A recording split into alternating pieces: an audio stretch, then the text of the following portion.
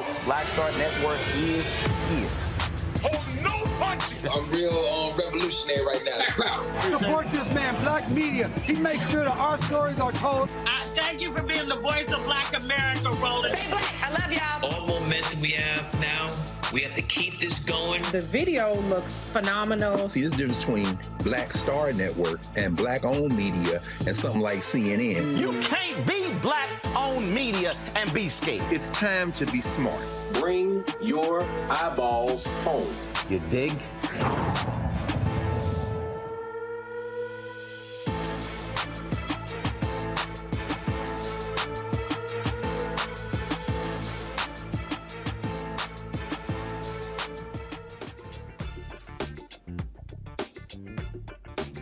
Anniversary of the white domestic attack on the U.S. Capitol. Here's what is coming up on the Black Star, Roland Martin Unfiltered, streaming live on the Black Star Network. Day 4 of the drama in the House. Kevin McCarthy moving closer to getting the votes to become the Speaker, but he failed on a 13th try. The House is adjourned till 10 p.m. It may happen tonight. It may not. This is the longest Speaker of the House contest in 164 years. We'll break it down with our panel. As I said, today, the second anniversary of the January 6th insurrection. Today, President Joe Biden honored individuals who did their part to save democracy, and so we'll show you some of that. The City of Oakland is in for a mayoral election recount after the NAACP called for a recount following a historic number of ballots being thrown out. We'll talk with 2 members of the Oakland NAACP Chapter to break down what the issue is. Also, there's a new COVID variant. We'll talk to the medical director of the Westchester County Health Department in New York to give tips on how to keep you and your family safe. We continue our focus on a new you in 2023. And we talk about cardio, but what about resistance training? We'll talk about that with certified personal trainer, health and performance coach, Monica Jones. So looking forward to that. Folks, it is time to bring the funk on Roland Martin Unfiltered, streaming live on the Black Star Network. Let's go. He's got it. Whatever the miss, he's on it. Whatever it is, he's got the scoop, the fact, the find. And when it breaks, he's right on time and it's rolling. Best believe he's knowing. Putting it down from sports to news to politics. With entertainment just for kicks, he's rolling. It's on go, roll, y'all. It's Roland Martin, yeah. Rolling with Roland now. He's funk, he's fresh, he's real, the best, you know he's Roland Martin now.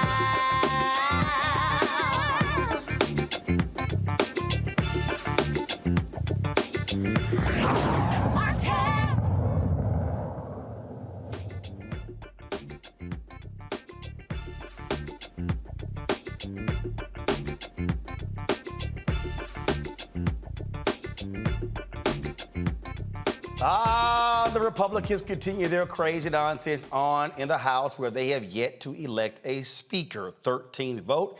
Speaker Kevin McCarthy still has not been chosen. What he did do is cut a deal with the Republicans, and he was able to bring down the margin, but still there are about 6 of those Republicans who are holdouts. Now, we are in for the House is adjourned until 10 p.m.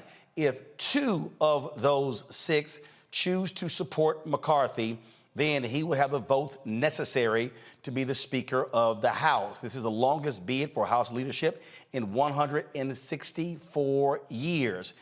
There's been negotiating and concessions all around, dealing with the debt limit, dealing with all sorts of issues.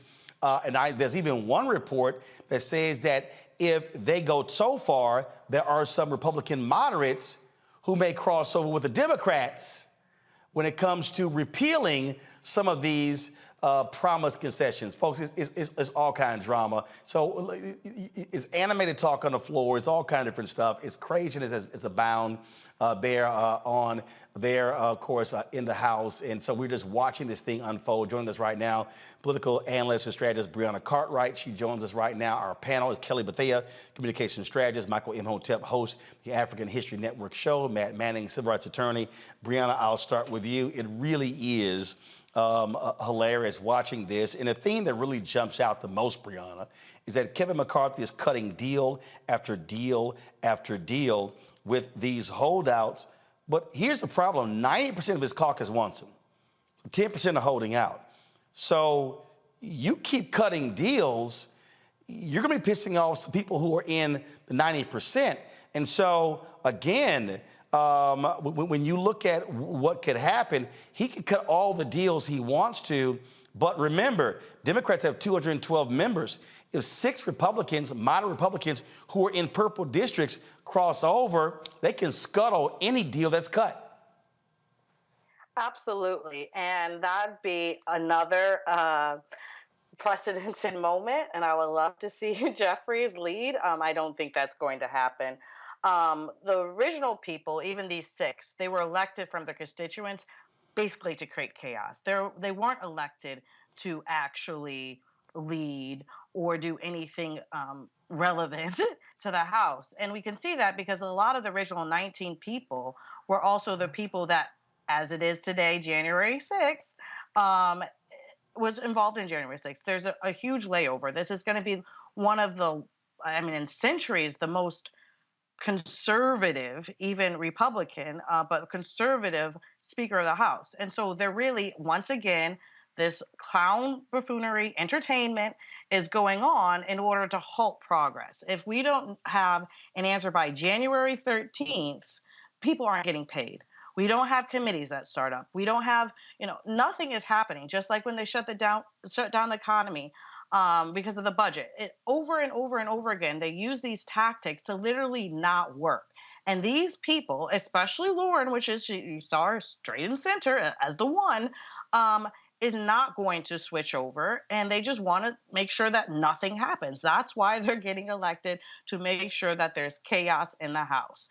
And so I don't think that they're going to go for the Democrats. I think they're going to hold out. I think eventually they might circle around, but honestly, because the deal after deal after deal, McCarthy is going to be weak. He's going to be a puppet because he has to already contend to what allowed him to be there.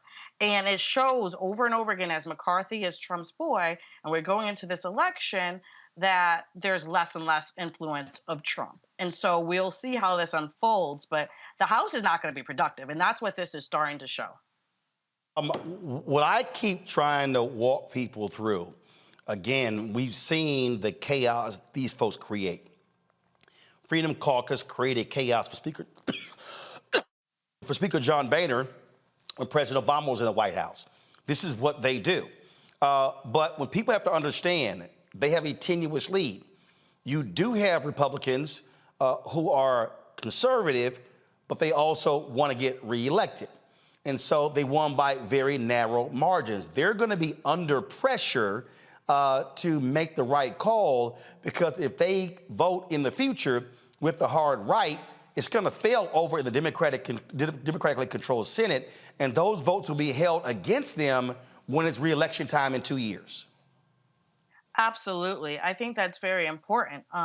That's why you see the difference between the Senate, right? McConnell, who's actually done strategy and went out already to speak with Biden and thinking ahead, versus the House and McCarthy, who can't even get clearly a vote, right? There is no thinking of ahead, but there is narrow margins. And the places where these new House elects are coming from were areas where Biden won, right? And so they are new Republicans coming in, but they don't want to be one-term House members. And so their votes, actually, they don't want to go to McCarthy, right? And so, but, they did, whatnot. But it's to see that it started off with 19 shows that there is really never going to be a consensus between them, and they're they're the majority right now. But the margin is really, honestly, if you think about turnovers, is by 4. Again, so where we stand right now, you have 6 holdout. He picks up 2 at the 10 when they come back at 10 o'clock. Then he's able to win. And so, but do you believe that these 6? So pull a photo up of these 6. And we've seen Matt Gaetz. I don't think he's gonna forget that. Boebert, forget that. You got Gosar, not gonna happen. So really, they're gonna be leaning on 3 others to fold. 3 others to fold, and we're talking about. Now, here's the problem: you got Andy Biggs of Arizona, who's one of those, one of those insurrectionists. You got Biggs, Boebert, and then you've got Gaetz, and so you're really going to be left to Bob Good or Matt Rosendale, or the new Arizona Congressman Eli Crane. At the end of the day, they flip 2 of them, then they're there. So I wouldn't be surprised if they're leaning hard on Crane and leaning hard on Rosendale, because the other 4 have been very adamantly against Kevin McCarthy. Absolutely. And I think the focus to be on Arizona would be the most advantageous, because it is, as we saw from the last election, the state that can go possibly more purple. And so the fact that it's in limbo and that it did so well, despite it being a time for it not to do well, maybe they'll think about the constituents, and maybe they'll realize that the constituents want stuff to actually get done. And so maybe they'll say, okay, we've held out enough. We did our job. Okay, we're done with the circus. Let's just work. And so I think focusing on the Arizona would probably be the key opponents, because, yeah, Gaetz, Florida is not changing, and definitely is not Lauren. I mean, you saw that with Donald Byron. And so he originally had 2 ballots for McCarthy, and then started his own minor. I mean, there's only originally, I think, 6 people behind him, but his minor race for himself to be speaker. And honestly, I'm surprised, because a lot of the people, I would say, at least some of the people who did not vote for McCarthy, they would even say, well, it's not ready for him to bow out. I would think after the 3rd ballot, they would just put someone else on the ballot and say, you know what, thank you so much. But look, I mean, but their strategy is proving effective, because the bottom line is he survived 13. They whittled it down to 6. They pick up 2. Boom, he's speaker. And so I don't think it's that effective. I think that the Republicans already decided that they weren't going to go against him, that they were going to say that there was one, and the extremists are pulling it. I think on the other side, the conservatives who actually want to be moderates and not have such an extreme house could pull away and say, okay, well, they did that, now we want this. I don't know how effective it is. I mean, they did allow for enough concessions, I suppose, and we'll see how many more concessions they did. But I think it's because McCarthy got assured that there wasn't going to be anybody who really ran against him. And I think that's the number one problem, that there should have been someone else that was a strong proponent against him. All right, Brianna Cartwright, we sure appreciate it. We'll see what happens in a few hours. Thank you. All right, going to the break. We come back. We'll talk to my panel about this as well, folks. Be sure to download the Black Star Network app, available on all platforms: Apple phone, Android phone, Apple TV, Android TV, Roku, Amazon Fire TV, Xbox One, Samsung Smart TV. Also, support us by joining our Bring the Funk fan club. Your dollars make it possible for us to do what we do. Check in money orders. Go to P.O. Box 57196, Washington, D.C. 20037-0196. Cash App, $RM Unfiltered. PayPal, R Martin Unfiltered. Venmo is RM Unfiltered. Zelle, Roland at RolandSMartin.com. Roland at RolandMartinUnfiltered.com. And be sure to get your copy of my book, White Fear: How the Browning of America is Making White Folks Lose Their Minds. Available at all bookstores. You can also download it on Audible. We'll be right back.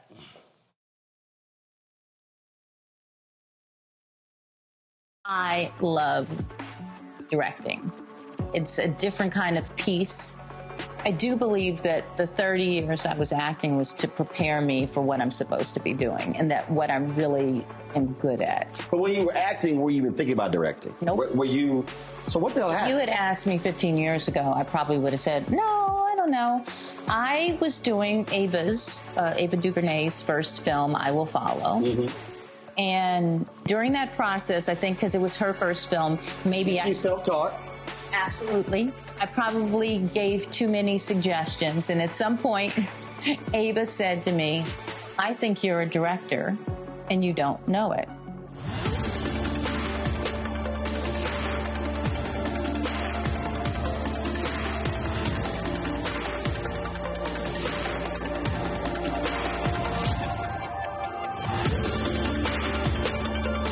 When you talk about blackness and what happens in black culture, we're about covering these things that matter to us, speaking to our issues and concerns. This is a genuine people-powered movement. There's a lot of stuff that we're not getting. You get it, and you spread the word. We wish to plead our own cause. Too long have others spoken for us. We cannot tell our own story if we can't pay for it. This is about covering us. Invest in black-owned media. Your dollars matter. We don't have to keep asking them to cover our stuff. So please support us in what we do, folks. We want to hit 2,000 people, $50 this month, raise $100,000. We're behind 100,000, so we want to hit that. Y'all money makes this possible. Checks and money orders go to P.O. Box 57196, Washington, D.C. 20037-0196. The Cash App is $RM Unfiltered. PayPal is R Martin Unfiltered. Venmo is RM Unfiltered. Zelle is Roland at RolandSMartin.com. Hey, I'm Cupid, the maker of the Cupid Shuffle and the Wham Dance. What's going on? This is Tobias Trevelyan. And if you're ready, you are listening to and you are watching Roland Martin Unfiltered.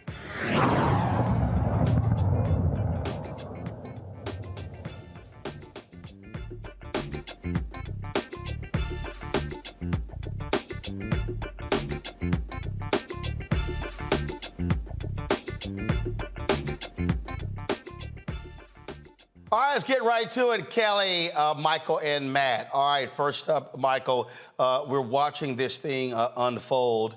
And again, what really jumps out the most is you're seeing the dysfunction of the Republican Party. It's also going to be a precursor for how they're going to operate, increasing the debt ceiling, any future votes, you name it. Mm-hmm. This is what you're going to see. I keep telling people, keep it, pay attention, because you're going to have anywhere from 6 to 10 Republicans who are not in hard right districts who are going to be watching this thing unfold. And if this thing goes too far right, they could cut their own deal. And so this is where people are about to see the chess pieces move, where you got these Freedom Caucus, these 20 members. You might have this contingent of 6 to 10. I'm not going to call them moderate Republicans because they're not moderate. They're just simply not as hard right as the others who may align with Democrats for legislation moving down the road. Yeah, Roland, Happy New Year to everybody, by the way. On January 1st, I spoke at King Solomon Baptist Church here in Detroit for the Kwanzaa celebration. And that's the same church that Malcolm X delivered the ballot or the bullet April 4th, 1964. And I warned people how crazy Republicans were going to be, okay? How crazy the governing was going to be, but also trying to choose a Speaker of the House of Representatives. Now, I didn't know it was going to go 14 rounds. I knew it'd be crazy. I didn't know it was going to go 14 rounds. But this is a precursor to what's coming. What's coming? The Lincoln Project, they just, in the last couple of days, they revived this campaign. They have Kevin McCarthy's picture next to a head of lettuce, okay, like they did in England with Liz Truss, who was prime minister from September 2022 to October 2022. They're asking who's going to last longer, a head of lettuce or Kevin McCarthy. And it's also important to understand, this is the second year anniversary of the January 6, 2021 insurrection.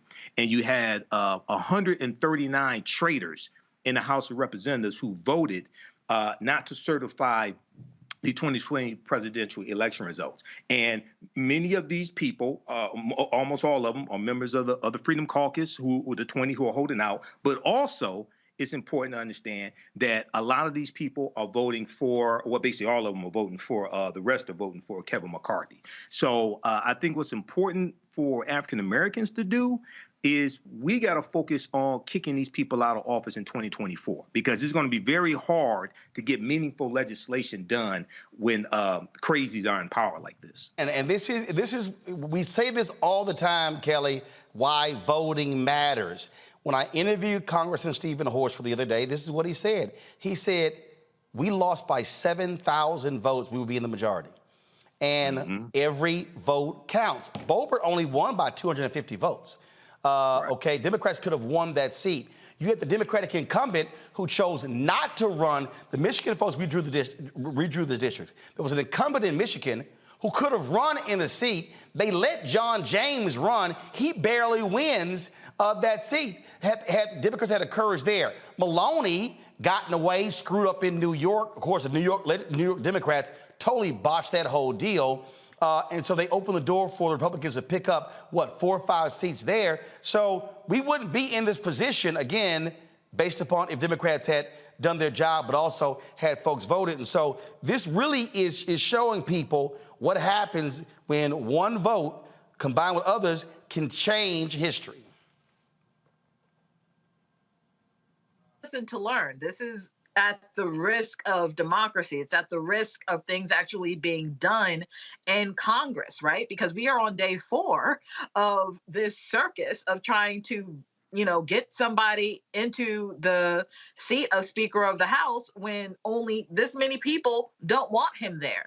And the irony is not lost on me that these 20 people, these 20 people are the same ones who are talking about draining the swamp and clearing stuff out and making things more efficient. And they are the very people who have essentially become the swamp to make this democratic process even less efficient than it is and will be under Republican rule. So that irony is not lost on me, and it shouldn't be lost on anyone in this audience. But you're right, every vote matters. And unfortunately, this is an incredibly hard lesson to learn in this way, because it's literally going to stop the progress that American people need, that frankly American people voted for on either side of the aisle, all for the sake of ego and clout chasing at this point.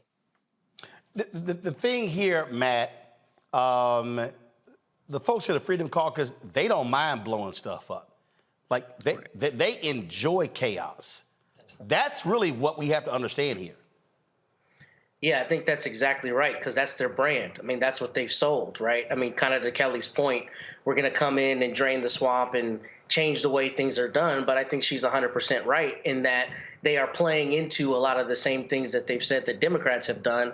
But beyond that, I mean, their own constituents are having issues with this. I heard on NPR this morning that people in Boebert's district are exasperated that it's taking this long to get a Speaker of the House and get Congress to business. And I think that's what the people should really take from this, is how our political processes allow a very small contingent of people to hijack the whole process. I mean, the idea that 20 people can keep Congress from working is absurd, right? Because the average American has to go to work. So for them to be playing these games and not to work is really a problem. And I ultimately think it's going to have a negative effect for them down the road, because they're showing that they're just as willing to play in the very games that they decry Democrats for allegedly playing, all for the sake of ego.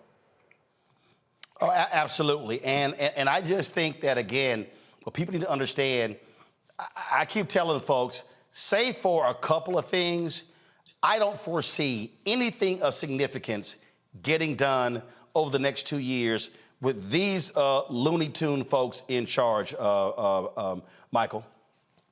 Absolutely. All you have to do is look at what happened in the 117th Congress. Overwhelmingly, these Republicans who were in office consistently voted against our own interests. They voted against the George Floyd Justice and Policing Act. Okay, that vote was 220 to 212, March 3rd, 2021. Every Republican in the House of Representatives voted against the bill. The one Republican who voted for it, he said he made a mistake. He put out a tweet, said he made a mistake. He was going to change his vote. They voted, every Republican in the House and the Senate voted against the John Lewis Voting Rights Act. Every Republican in the House and the Senate voted against the Inflation Reduction Act. They voted against the American Rescue Plan. And unfortunately, I just saw Byron Donald's face on TV and talk about Isaiah T. Montgomery of 2023. This brother is a total embarrassment. And I hope you re-air this weekend, Roland, the interview you did with him to show everybody how crazy he is. This brother voted against our own interests. And I use the term brother very loosely. This brother's a traitor. I'm sorry. But he voted, he told you, he voted against the American Rescue Plan. It lifted 1 million African-American children out of poverty. It saved the American economy. So, and he also voted to invalidate the votes of 16.9 million African-Americans who voted for Joe Biden and Kamala Harris. Oh, you got to put his face up. Oh, go research this brother. And when you interviewed him, I hate to take it here, but when you interviewed him, Roland, I watched it live, and I said, I wonder if he is, and I went to his campaign, I went to his little Twitter page. Sure enough, he's married to a white woman. I knew it. I knew it. Not because, no. What that? See, this is his mindset. No, just follow me. This is his mindset. This is white supremacy through ventriloquism. But hold up, but is it? Wait, hold on. Wait. Tim Scott married to a black woman. Well, that's true. Hold on. No. Tim Scott married to a black woman, if I'm correct, and he stood with Trump. He campaigned for Herschel. So, right, so what's the point? And Herschel, no, I was following. I watched the entire interview. No. Here's my point.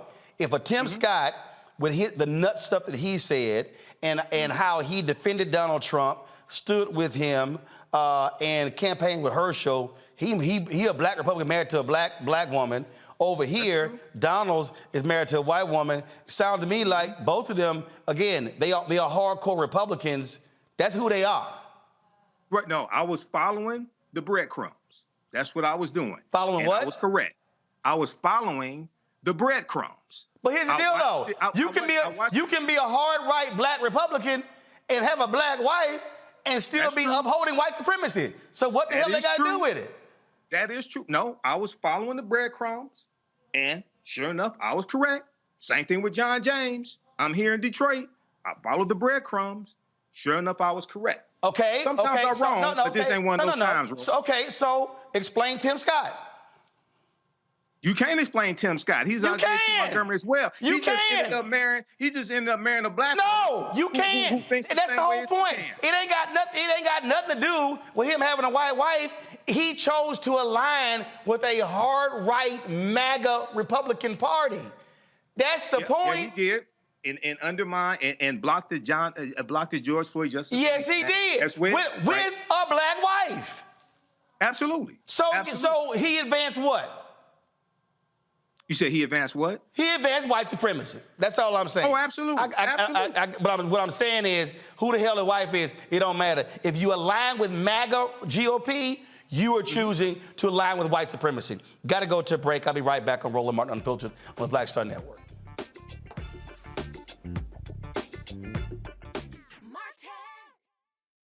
Hatred on the streets, a horrific scene, a white nationalist rally that descended into deadly violence. White people are losing their damn minds. As an angry pro-Trump mob storms the U.S. Capitol, we've seen shooting. We're about to see the rise of what I call white minority resistance.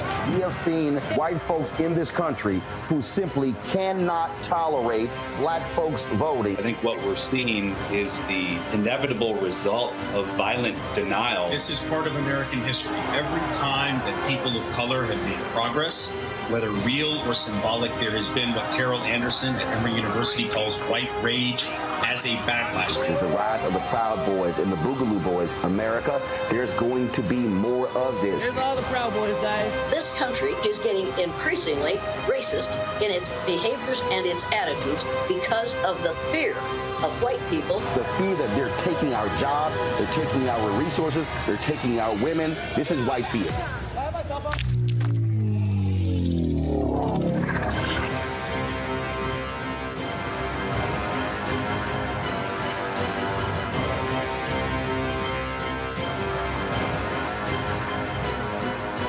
Next on the Black Table with me, Greg Carr. The Supreme Court is back in session. God help us all.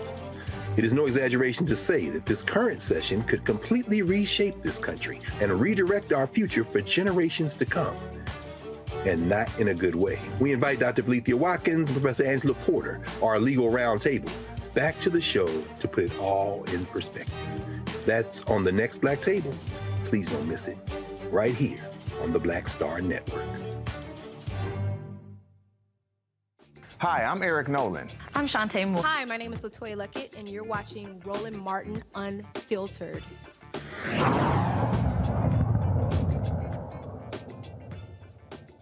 All right, let me correct something. Senator Tim Scott is single. And the reason I need to make this point, I'm not going to play those games. I don't care.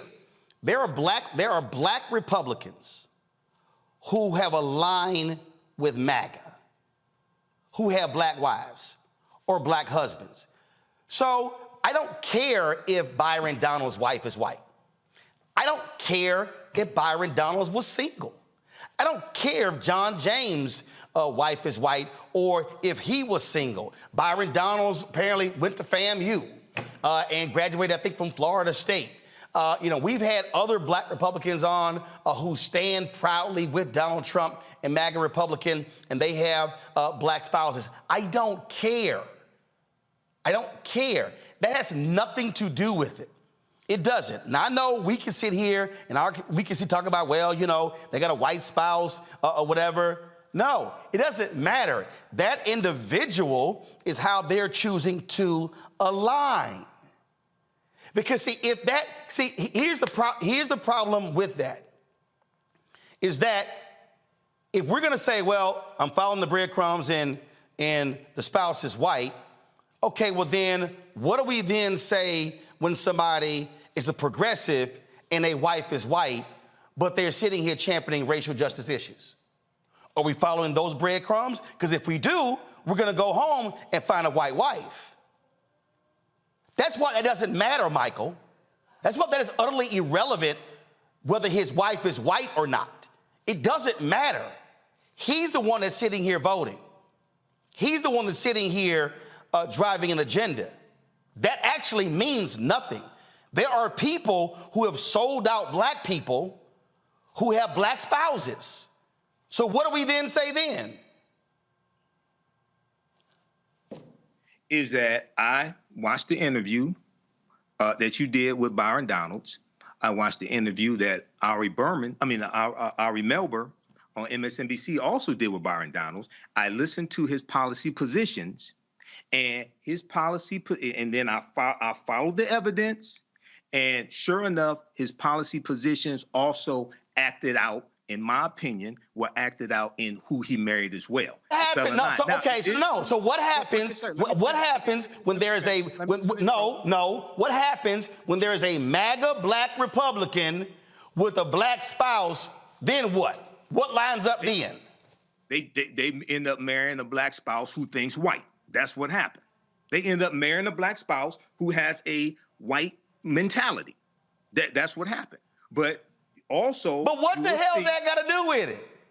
So what? Okay, what then happens? So what then happens with somebody black? What then happens with somebody black who is progressive or who agree with us on racial justice and their spouse is white? Does the white spouse have a black? What happens then? Well, their white spouse, oftentimes, their ideology will line up with that progressive as well, and they will have those same type of progressive ideologies as well. Or they may not. Or they may not. There are exceptions to the rule, but the exceptions to the rule don't mean the rule don't exist. Well, how about this here? How about we center on Byron Donalds? We can do that. No. How about our focus be on Byron Donalds and John James and not who the hell they married to? Because we ain't sitting here questioning any Democrat we disagree with and then asking who they go home to. We can do that if you like. No, but we're not. No, but we don't. But no, are we? But no Democrats voted to overturn the 2020 presidential No. election. And what I'm saying is, we don't need to play that ridiculous game on who their spouse is. How about we focus on them? I am focusing on them. But why you bring up the white wife? I'm also focusing on mentality. That's irrelevant. It's utterly irrelevant. Roland, you just asked me a question. It's irrelevant. You just asked me a question. Just let me finish. It's irrelevant and nonsensical. No, because their mentality influences the policies they support, and their mentality also influences who they end up with. And if you look at this and pay attention, Roland, you just asked me a question. But the reason that doesn't make any sense is because if somebody black who is progressive marries somebody's white, well then what's the mentality? Because oftentimes that white person they marry will have the same type of progressive will embrace the same type of progressive policies and have the same type of progressive mentality. Right. So their progressive mentality or progressive ideology is not based upon them being a white woman or a white man. It's their ideology. You are concurring with what I'm saying. No, what I'm saying is if we're gonna have a conversation about how somebody is voting, what their ideology is, the position is, how about we stick to them and not who the hell they married to? We can stick to them, but right now we're talking about the Republicans, and I mentioned 139 in the House of Representatives who voted to overturn the 2020 presidential election results. No Democrats voted to do that. I talked about how you have Republicans, 212 of them, who voted against the George Floyd Justice and Policing Act. No, basically almost all of the So are we bringing up any of the other spouses of the Republicans who voted to see who's married to Latino or Asian, are we doing any of that? You can do that if you like. To me it's irrelevant. Okay. To me it's irrelevant. It's irrelevant to you, but I'm also dealing with policy, and I laid out. No, you're not dealing with policy. You're dealing with them married to a white woman. No Republicans in the House or the Senate voted for the Inflation Reduction Act. You think that's not policy? No Republicans in the House or the Senate voted for the John Floyd Justice and Policing Act. You can't. No, Michael. So you can't sit here and try to do a dance by saying, "Oh no, I'm talking." No, Michael. You can't say I'm talking about policy, but he married to a white woman. No, you're not. Mentality influences the policies that you support. Period. Your mentality. But you don't even know what her mentality is. Whose mentality? Do you know the mentality of Byron Donald's wife? Yes or no? I didn't ask the mentality of Byron Donald's wife. But you made the assumption. Michael, really? Really? But I guarantee you, 9 times out of 10, the mentality of the wife, just take Clarence Thomas for a minute. Okay? No. See, Michael. No, Michael. See, what we're not gonna do is try to jump. We're gonna stay right here. What I'm saying is, Michael. You're not gonna hop to Clarence Thomas. Michael, you're not gonna hop to Clarence Thomas because hold up, Michael. Here's the deal. Clarence Thomas's mentality predated his wife. So that ain't got nothing. That ain't got nothing to do with it. His wife in the 1980s. Michael, this is real simple. No, Michael. Her mentality and his lines up. No. Here's the deal. That's nonsense. You can't say they don't, if we're gonna, yes, I can. If we're gonna sit here and focus on what Donald's is doing, we're gonna focus on Donald's and not who Donald's is married to. And we're gonna wait a minute. Unless you got like a campaign ad with your spouse in it. Oh hell, Michael. Michael, every damn candidate runs out there with their spouses. So you open it up. You open it. Oh no, don't get mad at me because I kick in the door. Michael, that's not opening up. That's ridiculous. Because I kick in the door. This 2023 player. But don't get mad at me because I kick in the door. No, what I'm saying is, what you're saying is utterly nonsense. It ain't kicking the door in. What he chooses to do. The ideology. You follow. Michael, you talking about mentality lines up with the policy. Michael, That's Michael. That's Michael. They end up with, and they have the same type of mentality. That's nonsense. Tell me, Michael. That's nonsense. This real simple. This real simple, Michael. Michael, this is very. Michael, this is very. No, they don't. Hell, James Carville and Mary Matlin married to each other, and they are diametrically opposed. So they got nothing. It has nothing to do.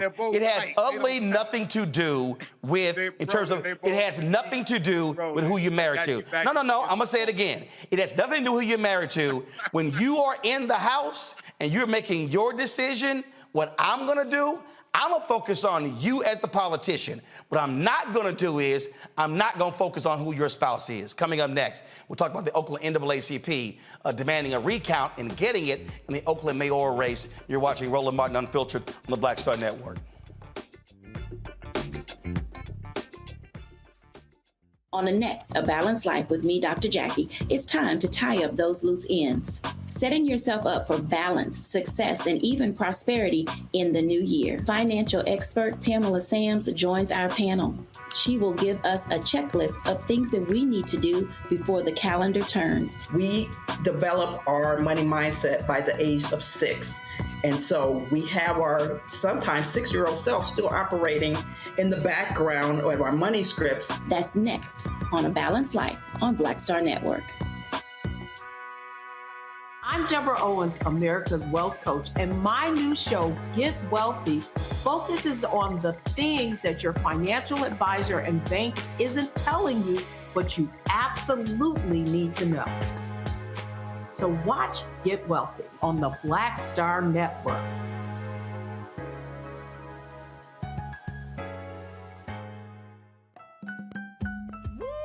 We're all impacted by the culture, whether we know it or not. From politics to music and entertainment, it's a huge part of our lives, and we're going to talk about it every day right here on The Culture with me, Faraji Muhammad, only on the Black Star Network.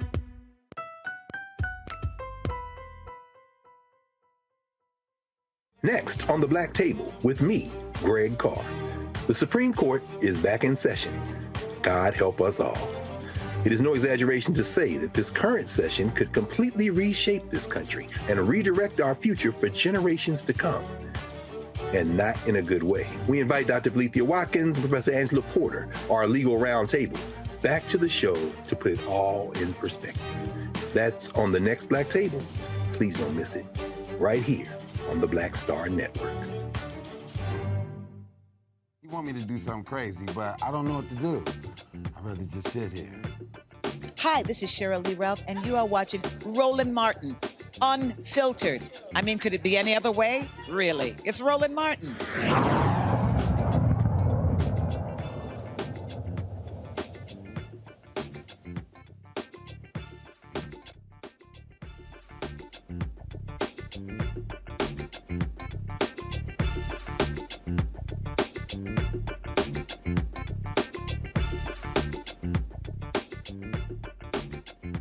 The Oakland NAACP is questioning the recent mayoral election between candidates Lauren Taylor and Councilmember Shane Thao. The NAACP is demanding a recount because of the razor-thin margin of victory for Mayor-elect Councilmember Thao, who only won by 0.5% of the vote. The NAACP has several questions about the unusually high number of disqualified ballots and believes that a manual recount is the only way to determine why the votes were tossed out. Joining us right now is Dr. Allie Whitehurst, the Oakland NAACP Political Action Chair, and Seneca Scott, Oakland NAACP data expert. Glad to have both of you here. Seneca, I'll start with you. What is the data showing? First of all, how many ballots were tossed out? Hey, first of all, thank you for having us, Roland. I like your framing. This is how many ballots were tossed out. There were 3,096 of our Oakland neighbors who were overvotes. Now, the terminology is important because we're talking about ranked choice voting that introduces new complex terms in the system of voting that was supposed to help improve things. So an overvote means a mistake was made and they stopped counting that vote. And ranked choice voting means you have multiple choices. In this case, you had up to 5 choices between 10 candidates to rank in order for Oakland mayor. So the number of votes that were disqualified at some point in time where they didn't continue completely were 3,096 overvotes and between 300 to 400 missing signatures or mismatched signatures that we don't have the exact number because we only get the county-wide number and we have to extrapolate. So first of all, has any reason been given why they were tossed? Has the reason been given for what? Why those ballots were not counted? Yes. And was that? Go ahead. I'm sorry. That's what we're looking for. So here's the central question about overvotes. An overvote means a mistake was made. So I'm going to try to break it down in this example. I ran for Oakland mayor. My name is Seneca Scott. I got 6th place. So let's say you voted for Seneca in 1st place, then you voted for Seneca again for 2nd place, and then you voted for Lauren Taylor for 3rd place. I get the 1st vote, and then because a mistake was made, that ballot is tossed in the overvote trash bin.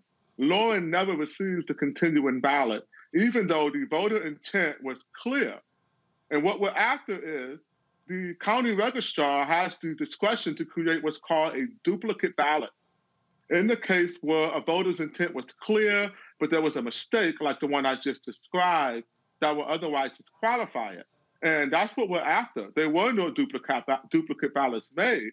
And there are hundreds, if not thousands, of ballots that were disqualified where the voter intent was potentially clear. So that's the first pile. The second pile, and you're talking about 677 votes.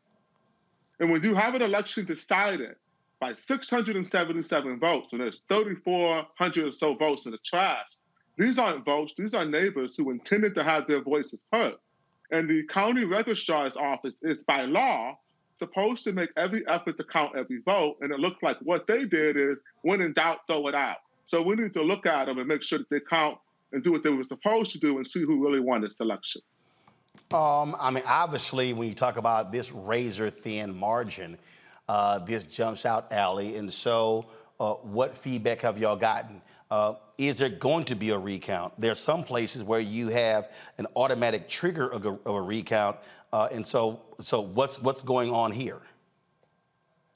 Well, right now, we are very pleased that the Alameda County supervisors have decided to take this matter up at a meeting on next week.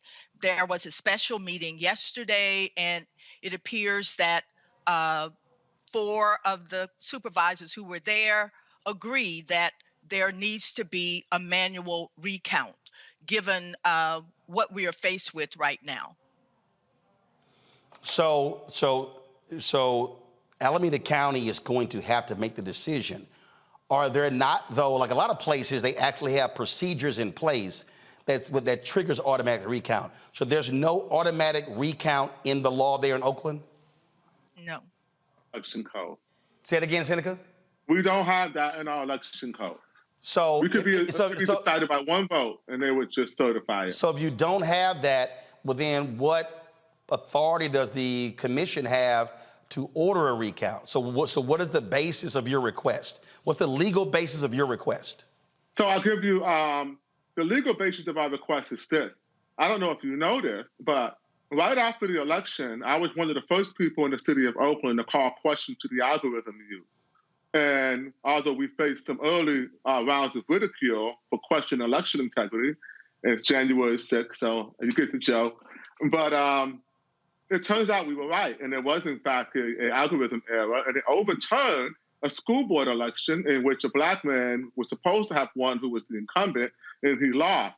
And so since when they did the election again, and with the correct algorithm, and he won, and his was even more narrow, it was decided by less than 50 votes. He actually won. So now he has to sue to overturn a certified election to get his school board seat that he rightfully won, even though they certified the election with an algorithm error. So you can get how complex and how problematic this is in a place where we should have confidence in our democracy and our vote count. So the meeting is when next week? Tuesday. Tuesday, yes. So, Allie, if the commission goes against your request, is the Oakland NAACP planning to sue? We feel very confident that the supervisors will vote to move forward based on the discussions that were had yesterday. So right now we're just focused on kind of the next step, what oversight might occur during the manual recount. So we're just positive because, we've started this journey and that's where we are right now. Gotcha. All right, then. Well, we certainly will look to see what happens next Tuesday. Thank you. All right. Thanks a bunch. Matt, I want to go to you. This is one of the reasons why, again, voting rights, civil rights, lawyers absolutely matter. We've seen this in so many other places as well, because if you don't study these election laws, then we see what can actually happen. Absolutely. And I think, that's a lot of the genesis behind several states and several political subdivisions using ranked choice voting, the idea that it increases democracy by allowing people to have more than one individual choice and just making it binary.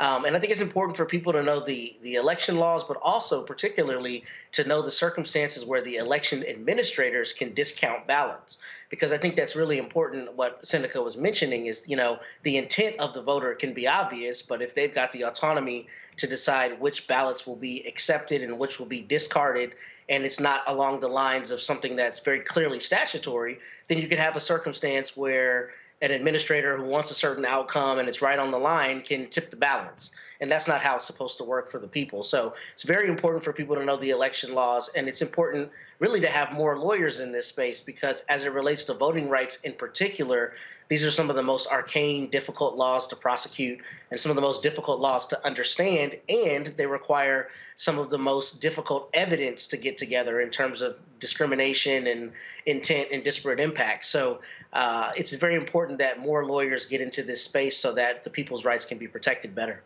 Kelly, real quick, there's also what happens when you look at some states where they allow for ballots to be corrected. Some other places allow for no correction. And in fact, in Texas, they actually passed a law where you couldn't even notify people if there was a mistake on their ballot. That shows you how we have these different laws in the country. But about 30 seconds. I agree with Matt here, but also it goes back to your original in the previous segment of why your vote matters. Razor thin margins are because not enough people vote a lot of the time. But also when it comes to laws like this, you need to be proactive about it, and you need votes in order to be proactive about it. So it's a very cyclical thing going on, but I hope everything works out. All right, got to go to a quick break now. We come back. Today is the second anniversary of the insurrection trying to overthrow the government on January 6, 2021. Today, President Biden saluted heroes on that day. We'll show you what took place at the White House. Don't forget, download the Black Star Network app, Apple phone, Android phone, Apple TV, Android TV, Roku, Amazon Fire TV, Xbox One, Samsung Smart TV. Support us by joining our Bring the Funk fan club. Your dollars make it possible for us to do what we do, and that is to cover the stories that matter. And so our goal is to get 20,000 of our fans contributing annually $50 each. That's $4.19 a month, 13 cents a day. Check your money order, go to P.O. Box 57196, Washington, D.C. 20037-0196. Cash App, $RM Unfiltered. PayPal is R Martin Unfiltered. Venmo is RM Unfiltered. Zelle is Roland at RolandSMartin.com, Roland at RolandMartinUnfiltered.com. And of course, get a copy of my book, White Fear, How the Browning of America is Making White Folks Lose Their Minds. Available at Ben Bella Books, Amazon, Barnes & Noble, IndieBound, Bookshop, Chapters, Books A Million, Target. You can also get it through your favorite black bookstore or download your copy on Audible. We'll be right back. When you talk about blackness and what happens in black culture, we're about covering these things that matter to us, speaking to our issues and concerns. This is a genuine people-powered movement. There's a lot of stuff that we're not getting. You get it, and you spread the word. We wish to plead our own cause too long have others spoken for us. We cannot tell our own story if we can't pay for it. This is about covering us. Invest in black-owned media. Your dollars matter. We don't have to keep asking them to cover our stuff. So please support us in what we do, folks. We want to hit 2,000 people, $50 this month, raise $100,000. We're behind 100,000, so we want to hit that. Y'all money makes this possible. Checks and money orders go to P.O. Box 57196, Washington, D.C. 20037-0196. The Cash App is $RM Unfiltered. PayPal is R Martin Unfiltered. Venmo is RM Unfiltered. Zelle is Roland at RolandSMartin.com. I love directing. It's a different kind of piece. I do believe that the 30 years I was acting was to prepare me for what I'm supposed to be doing and that what I really am good at. But when you were acting, were you even thinking about directing? Nope. Were you? So what the hell happened? If you had asked me 15 years ago, I probably would have said, no, I don't know. I was doing Ava DuVernay's first film, I Will Follow. Mm-hmm. And during that process, I think because it was her first film, maybe She's self-taught. Absolutely. I probably gave too many suggestions. And at some point, Ava said to me, I think you're a director and you don't know it.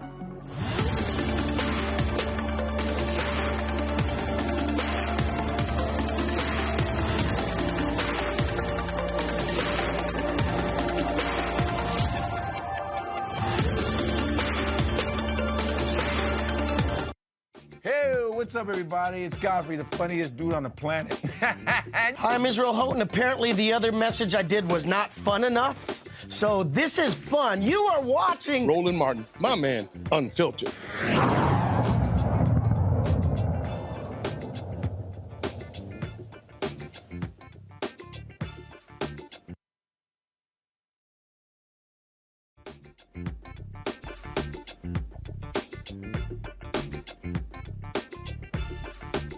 Folks, today is the second anniversary of what took place on January 6th, 2021, when these domestic terrorists stormed the U.S. Capitol to prevent the certification of the presidential election. They were spurred on by Donald Trump at a rally earlier that day. We have seen over the last couple of years even more vicious video than what you're seeing right now. And so what you're seeing is what took place. And today at the White House, President Joe Biden honored Americans who stood for democracy, not just Capitol Hill police officers like Harry Dunn, but also those two black election workers who were attacked by Donald Trump supporters in Georgia. Here's what took place today at the White House.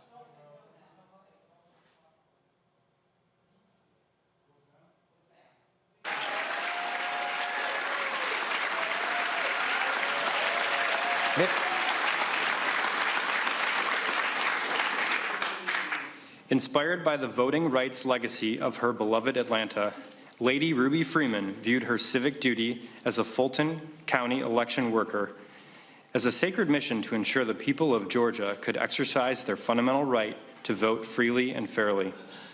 In the 2020 election, she upheld that sacred mission despite an orchestrated campaign to overturn the election and that targeted and threatened her and her family. To the nation, she bore witness of the trauma and tragedy of that experience, and today, we the people honor Lady Ruby Freeman as part of our nation's voting rights history.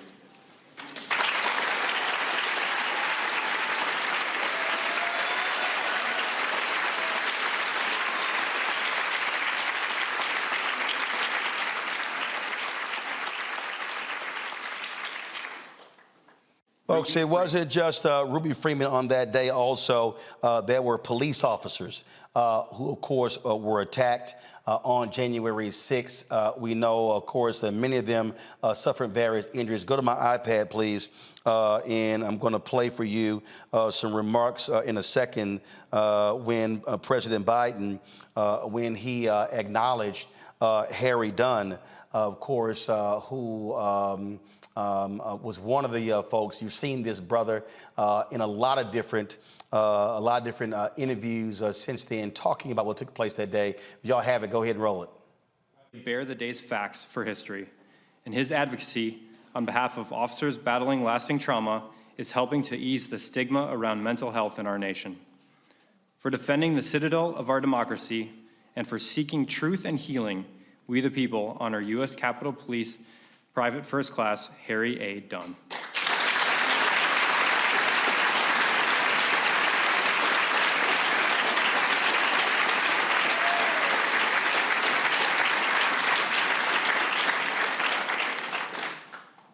Caroline Edwards.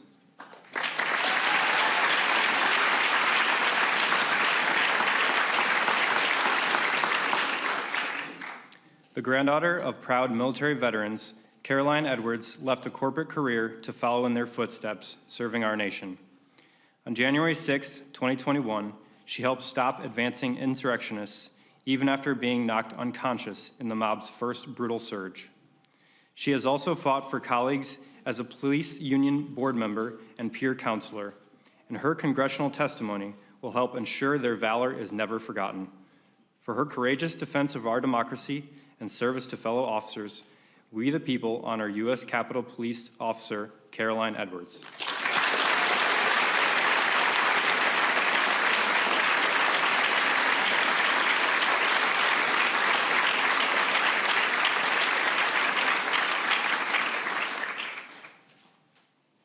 Important because, and it should have been Michael held Fanone. on today.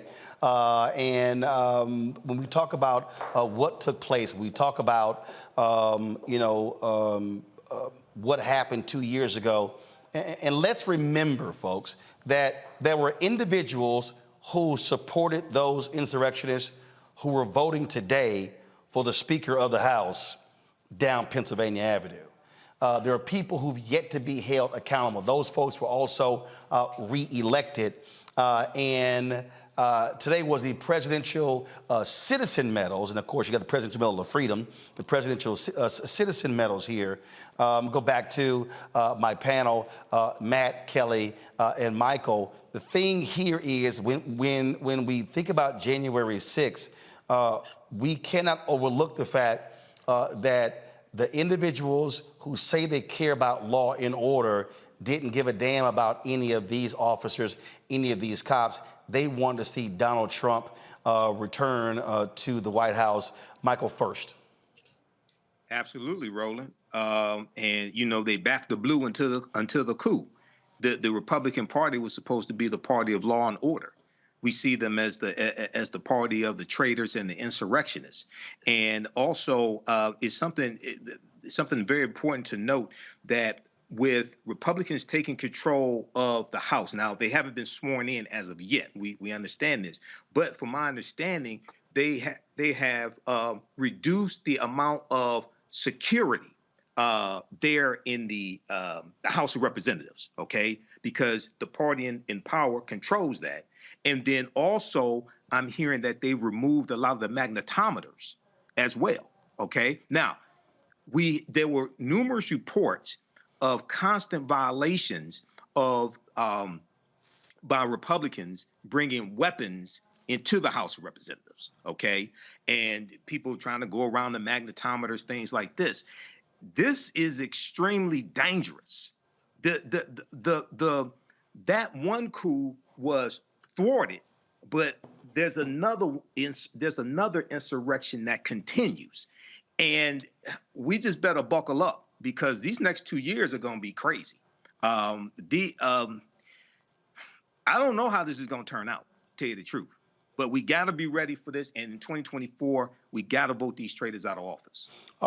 Kelly, again, that was a dry run. What took place? They wanted to succeed. And you look at the Marjorie Taylor Greene, Boebert, Matt Gaetz, and the others, they would have no problem if it happened again. Absolutely none, which is scary. It is absolutely terrifying because on top of the fact that it very well could happen again, you have their constituents supporting that. So it's not just about congressmen and people on the Hill who simply don't like Democrats and the like. You have people who backed them, which is how they got to the Hill in the first place, who will also support this. They are the ones who stormed the Capitol, not the congressmen themselves. And they were fed lies by the congressmen and by Trump. and by these MAGA supporters. And it, again, I keep reiterating how it's scary. It is, I don't want to say inevitable because I don't want to speak that into existence, but the vitriol that you saw 2 years ago did not die, and it did not wane just because Biden became president. It's just underneath the surface. Hopefully, we have strengthened our security as far as these threats popping up, but the fact that it's a possibility at all, it's scary.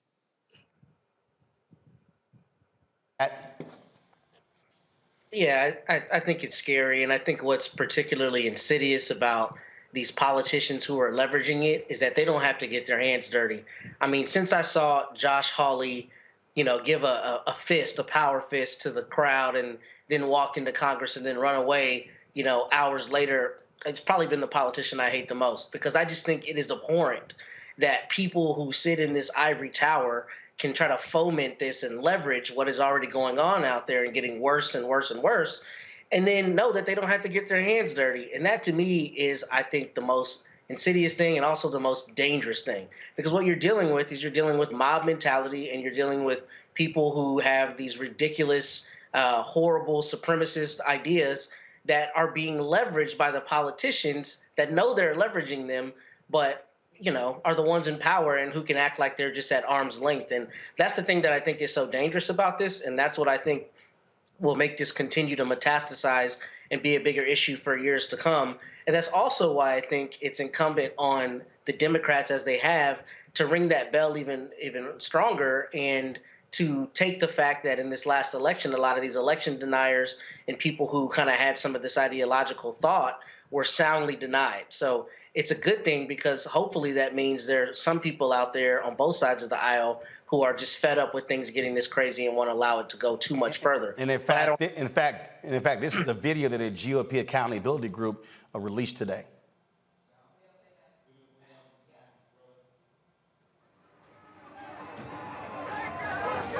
That video should have been ready.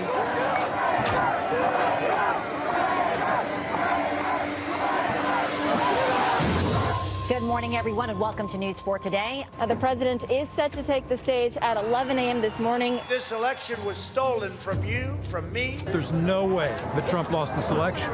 Fraud. Fraud. Fraud and fraud. Fraud. Corrupt. Corrupt. Corrupt. Our country is under siege. We're going to the Capitol to make your voices heard. A Senate who don't give two shits about the people, we're coming in after them. Yeah. This is our building. All these politicians, we're not going to fucking stop. We are not stopping until we take our country back. Because you'll never take back our country with weakness. You have to show strength, and you have to be strong. The time to act is now. We know the military is on our side right now. We know that these people are ready to go. When you catch somebody in a fraud, you're allowed to go by very different rules. We must stop the steal, and you better do it before we have no country left. No, do I think Biden will be in office? No, I do not, because these people, including myself, will not allow it to happen. We will come together as a militia, like our founding fathers said we could, and crush tyranny. You will have an illegitimate president, and it's time that somebody did something about it.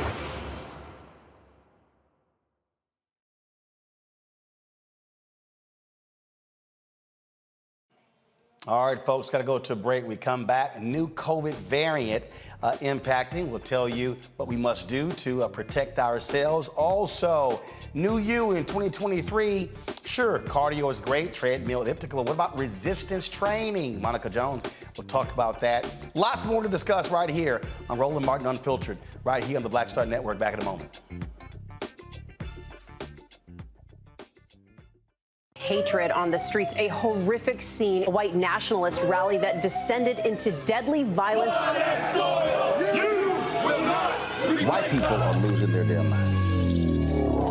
As an angry pro-Trump mob storms the U.S. Capitol, we're about to see the rise of what I call white minority resistance. We have seen white folks in this country who simply cannot tolerate black folks voting. I think what we're seeing is the inevitable result of violent denial. This is part of American history. Every time that people of color have made progress, whether real or symbolic, there has been what Carol Anderson at Emory University calls white rage. as a backlash. This is the rise of the Proud Boys and the Boogaloo Boys. America, there's going to be more of this. Here's all the Proud Boys, guys. This country is getting increasingly racist in its behaviors and its attitudes because of the fear of white people. The fear that they're taking our jobs, they're taking our resources, they're taking our women. This is white fear.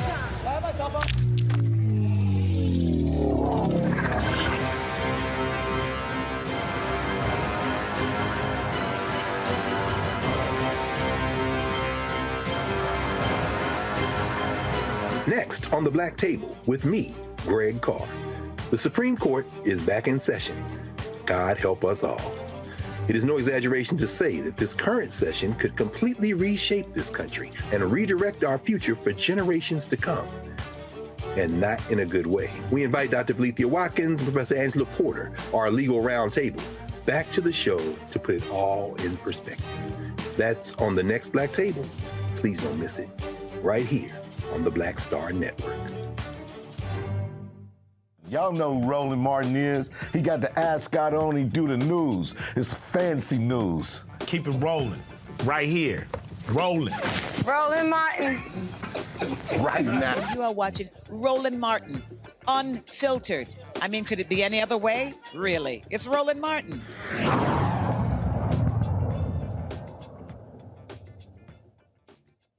According to the World Health Organization, this new COVID variant is the most transmissible subvariant that has been detected yet. It is called XBB.1.5. It's called the Kraken, identified in 28 countries, folks. No reports of significant differences in severity from the other strains, but it is causing some concern here in the United States because it seems to be spreading very rapidly. The last 2 months, tracking numbers from the Centers for Disease Control and Prevention show the variant now makes up more than 40% of the cases in the United States. Joining us right now is Dr. Dial Hewlett Jr., Medical Director of the Westchester County Department of Health Clinics in White Plains, New York. Glad to have you, Dr. Hewlett. So if this is the most transmissible, what concerns should we have? Well, thank you very much for having me, Roland. The concerns I think that we have are that because this is so transmissible, the good news is that the bivalent vaccines still work. And the best weapon against this new variant is for people to actually get vaccinated with the bivalent boosters. Although many of us may have been vaccinated with the primary series, unfortunately, this new variant will break through and cause infections again. So it's very important for people to know this. The other good news that we have is that the currently available oral antiviral still will work. And so for people who do happen to fall ill as a result of this variant, they can use the oral antiviral, the Paxlovid as it is called, and that actually will hopefully shorten the course and will hopefully also keep people out of the hospital. And the thing is, I mean, look, you have folks who are operating as if, everything is fine, this is okay.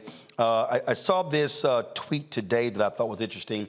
Go to my iPad, please. It says, testing wastewater from planes found that almost all flights had passengers with COVID. And it was found in 96% of flights. When I flew to Jamaica and I flew back, I mean, it was crazy to me the number of people who on the planes not wearing masks. And I've had some fools who will tweet me and they'll be like, oh, you should take that diaper off of your face. Doc, there is no way in hell I'm flying anywhere in America without a mask on. I agree with you, Roland, 100%. And not only with flights and other forms of public transportation, but I think we also have to be concerned about closed spaces indoors, especially during the winter months. And in communities where we have high levels of transmission, and some of those communities are places like New York, although the rate went down slightly, Fort Worth, Texas, and Miami. In these areas, because there's a high level of the virus in the community, it's advisable for people to actually wear masks while they're indoors. So I certainly agree with you on taking the precautions. We talk about the vaccine. You still have these violent anti-vaccine people. They're out here. They blame anybody who passes away as a result of the vaccine, as if folks didn't pass away before the vaccine. And part of the issue, I believe, is that this administration, and I'm just going to be very clear, I think this administration, when President Biden went on 60 Minutes declaring the pandemic over, they wanted to get behind them. They felt it was impacting their political ratings, it was impacting the economy. But I keep saying this, and it ain't that damn hard for people to understand. Look, death is death. And now we're talking about people who have long COVID. People are talking about the impact of COVID I saw one story how they're now seeing the impact of COVID on folks' dental health. And so we still don't know the long-term implications of COVID. And as somebody who had it twice, look, that freaks me the hell out because you don't know what is happening inside of your body. Well, yes, I think, Roland, as you're saying, there are a lot of questions that remain unanswered. In terms of long COVID, we know that anywhere between 10 to 30% of people who fall ill as a result of COVID will have long-lasting effects from it, and we don't know the very long implications of this. We're very concerned about our children, obviously, because some of our children also have long COVID, and some of our children have become seriously ill. I understand a lot of the issues related to some of the advice that has been given out of fairness to our regulators and out of fairness, I think, to our politicians. One of the problems with infectious diseases is that it's a moving target. And so things change from day to day. And it's often very difficult for us sometimes to talk about things that we thought were correct last month, but now they're incorrect. So I think we're trying the best that we can, those of us in public health and in the medical community, to make our recommendations and to update our recommendations according to the circumstances. So you talked about, obviously, still masking up, being in closed spaces, and getting the vaccine. You tell some people who are like, well, just live with it.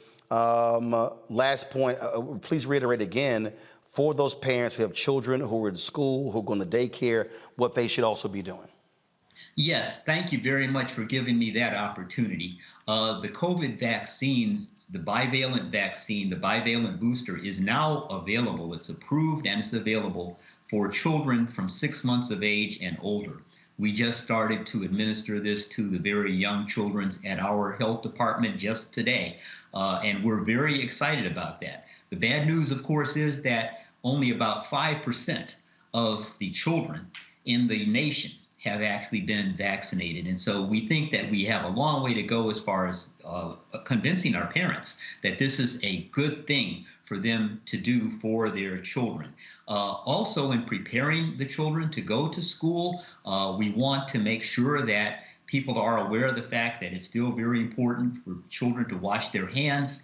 It's very important for the parents to observe their children and not to send them to school if they are ill. One of the problems that we have with this, that we've had with this pandemic, is that it appears just like a common cold. And so the parents have to be watchful and mindful and not send their children to school if they are ill, and also for themselves not to go into work if they are ill, because the virus can spread very easily. Dr. Hewlett, we certainly appreciate you joining us to break this down for us. Thanks a lot. Been my pleasure. Thank you very much. Folks, I want to give you an update on Damar Hamlin, the Buffalo Bills player. Talk about, man, recovering. Today, folks, he FaceTimed his fellow Buffalo Bills players. They were shocked to actually see him on the FaceTime. They've also removed the breathing tube. Remember, he was intubated when he was brought to the hospital on Monday. That's been removed. Guys, pull it up, please. Come on. Thank you. Come on, pull the graphic up. Let's go. So this was the Buffalo Bills tweeted, per the physicians at UCMC, Damar's breathing tube was removed overnight. He continues to progress remarkably in his recovery. His neurologic function remains intact, and he's been able to talk to his family and care team. And so that is great news for that young man that he was able to do that. And so again, those players were quite relieved. They actually described the scene where they were just shocked when he pulled up on FaceTime to talk to his teammates. Before I go to the break, Wall Street Journal is demanding answers as to why one of their black reporters was detained in Arizona last year. Of course, this took place outside of a Chase Bank while he was conducting interviews. Dion Raboon, a finance reporter, was working on a story in November when bank employees called the cops on him. When police officer Caleb Zimmerman arrived on the scene, he told the reporter to leave but decided to detain him for trespassing. Raboon did file a complaint, but the police department said the policies were not broken. A probe was opened following a complaint from the Wall Street Journal editor-in-chief, Matt Murray, expressing concerns about the incident. The Wall Street Journal released this statement: "We're deeply concerned that Wall Street Journal reporter Dion Raboon was detained, handcuffed, and placed in the back of a police vehicle while reporting. No journalist should ever be detained simply for exercising their First Amendment rights."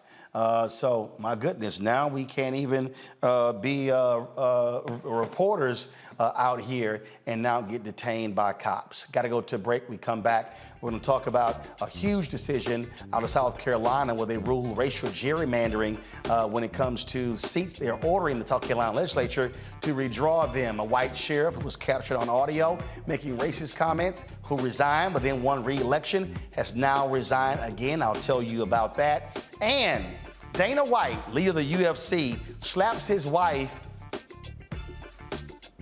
It's amazing how many main people in mainstream media are ignoring that. Imagine if he was a black entertainer.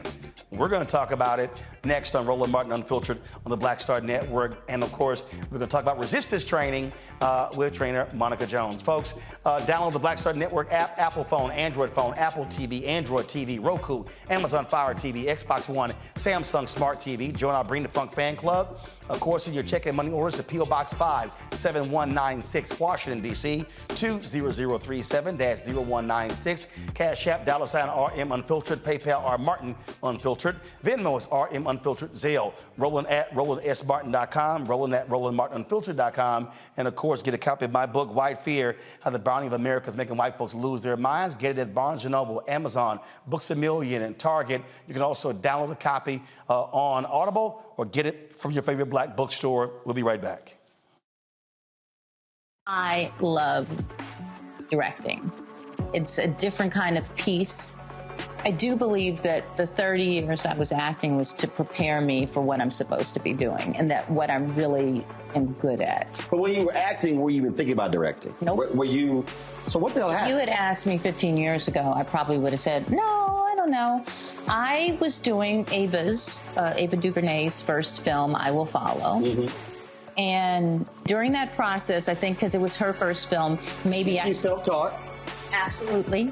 I probably gave too many suggestions. And at some point, Ava said to me, I think you're a director and you don't know it.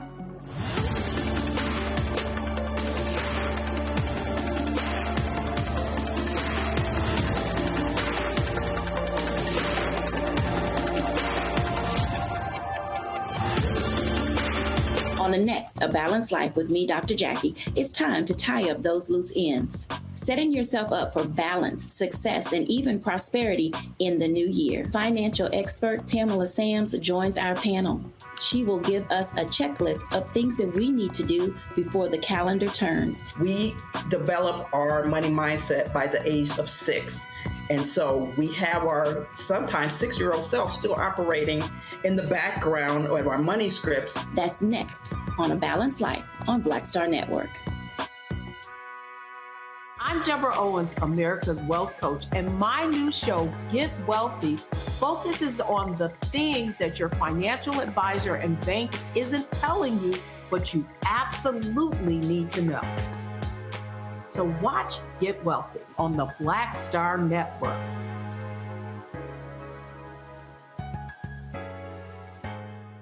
Hi, I'm BB Winans. Hey, I'm Donnie Simpson. What's up? I'm Lance Gross, and you're watching Roland Martin Unfiltered.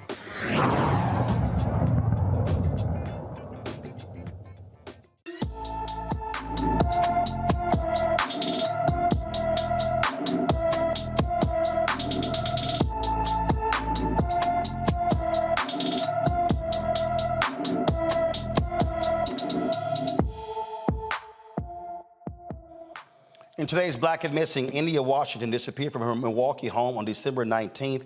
The 16-year-old is 5 feet 6 inches tall, weighs 124 pounds, with brown hair and brown eyes. Anyone with information about India Washington is urged to call the West Allis, Wisconsin Police Department at 414-302-8000, 414-302-8000. Folks, a federal court out of South Carolina has ruled that the legislature racially gerrymandered the map in the 1st Congressional District to dilute the power of black voters. 3 federal democratically appointed judges ruled that South Carolina lawmakers racially gerrymandered the state's 1st Congressional District and must redraw the maps in March. The court found that state lawmakers shifted 30,000 African Americans in Charleston County to a nearby district was not coincidental and violated the 14th Amendment based upon Supreme Court precedent. Quote, after carefully weighing the totality of the evidence in the record and credibility of witnesses, the court finds that race was the predominant motivating factor in the General Assembly's design of Congressional District Number 1, and that traditional districting principles were subordinated to race. The South Carolina NAACP filed the suit challenging the racially gerrymandered maps. Matt, the thing about this, because this is what they did. You had a seat that a Democrat had previously won. So what they did was they then shifted 30,000 black people out of that district to Congressman Jim Clybur's district that then became 81% black. And so this is one of the things when we talk about cracking and packing across the country, when we talk about diluting power. Now, somebody watching may say, well, hey, that just guarantees we get a black representative. But what it does is when you're shifting black folks, you're saying, oh, y'all are likely going to vote Democrat, and that's keeping us from having a black folks from having a Democrat win a 2nd seat by moving all the black folks into one district.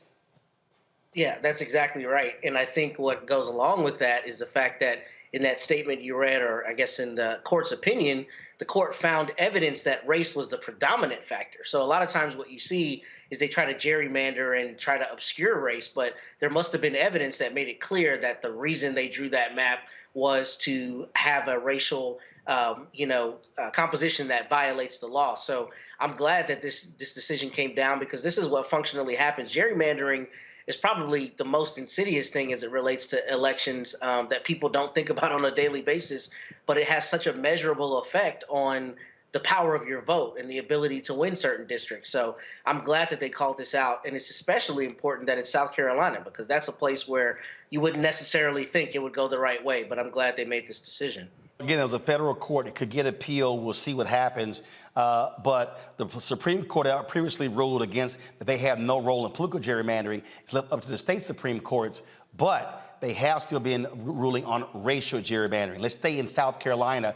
Well, that state Supreme Court, speaking of them, struck down the 6-week abortion ban there, which is quite interesting here. The majority Republican court decided that abortion remains legal in South Carolina until 20 weeks of pregnancy. It was a 3-2 vote. The majority noted that based upon the state constitution, a person's right to privacy is there, that any limitation on that privacy must be reasonable and afford a woman sufficient time to determine she is pregnant and take reasonable steps to terminate that pregnancy. The thing about this ruling here, Kelly, is that abortion rights lawyers have been studying the protections in state constitutions, and they are filing lawsuits in state courts saying that bans on abortion is violating these state constitutions. And so it's a novel legal strategy. And of course, they were hoping that with the Supreme Court, thinking that it applied across the country, now they must go state by state. This is major because of all states is South Carolina, the state Supreme Court ruling. And so they say, hey, if we won there, this could bode well in other southern states. You're right that it's fascinating, but I am still incredibly irritated by the fact that these brilliant legal minds have to go this route in order to preserve something that should frankly be a human right, which is the right to control what I do with my body. That should be a completely autonomous decision, and it should not, my personhood should not be in the courts as a political token, if you will. But back to a portion of your segment where you say voting matters. This is why federalism matters, because there are certain aspects of law that should just be blanketed across the country, which is what Roe v. Wade did. It was a nationwide thing. And now because of this court, it has been decentralized to the point where you have to go state by state by state to determine just how much of an autonomous woman I am. And that is frustrating. It is incredibly infuriating. But more importantly, it's just sad that we have to go back to this archaic mindset of having to rely on someone, mainly men, to figure out whether I'm woman enough to take care of myself. Basically. This is what, well, unfortunately, this is what happens when you have laws that are passed and the courts can overturn them.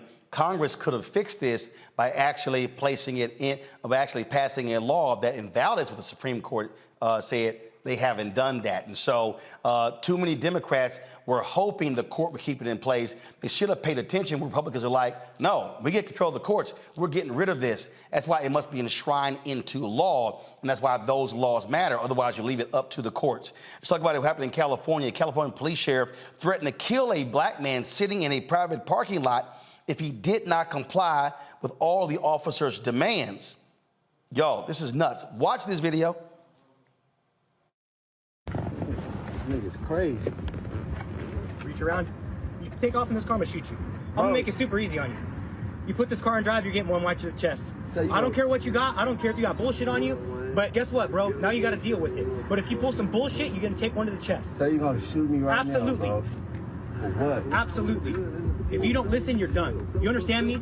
You're gonna shoot me for sitting in the car? You didn't comply or no? Comply what? I'm if sitting you move in your the hands damn. from right there, I'm you're in sitting- trouble. So you're gonna shoot me? I'm sitting in the damn car, bro. 4809. Reach up. I'm sitting in the damn car. Move your hands from right there, and you're done. So I'm under arrest or what, bro? You got guns on me like I'm a You are suspect, most bro. definitely 1,050% detained. And if you do anything other than what you're doing right now, then you're gonna have some major.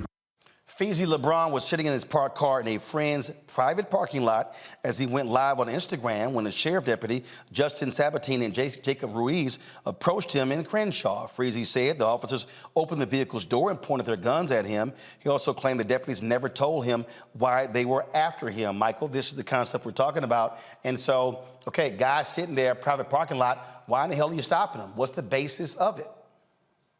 That's what I'm looking for. Besides him being black, I'm not exactly sure what type of car he was in, but it's like, okay, I'm trying to, and listening to the audio there, the officer is threatening to execute him if he doesn't comply. He's threatening to execute him. It doesn't appear that Feezy had a weapon, or that he acted like he had a weapon or anything like this. And so it doesn't appear that the Los Angeles County Sheriff's, that the deputies, it doesn't appear that their life was threatened or anything like this. So hopefully these guys get fired and charged with some type of intimidation or something like this. But this is crazy. I'm glad this was caught on audio. I don't know if they how much video they have, but I'm glad we got the audio of this.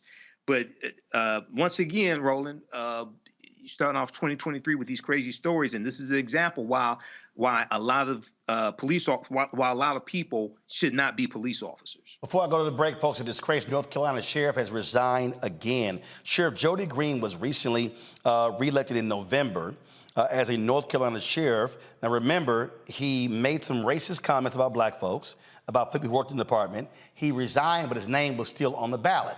He kept running. He wins. So therefore, he's now resigned after winning. Now, he was sworn in on December 29th. DA John David filed a petition to have him removed again and permanently disqualified running for office in the future. 3 months into his term, Green's attorney announced his second resignation on Wednesday. And that's called good riddance.